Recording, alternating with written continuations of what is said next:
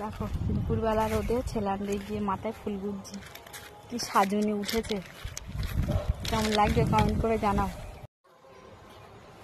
কি হলো রে, তুই উঠবি?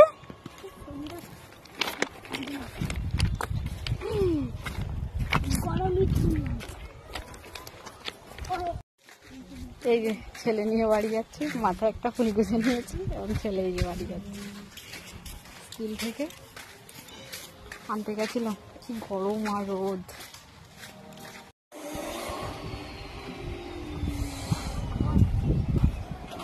মারবে।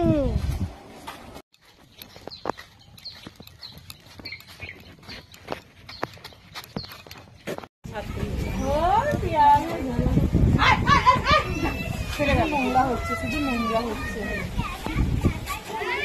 আমার দশটা ছাগল থাকো না, আমি কুড়ি নিয়ে যেতাম। আমাদের পুষবে, খাওয়া খাবে কুড়ি কেটে কুটে দিয়ে।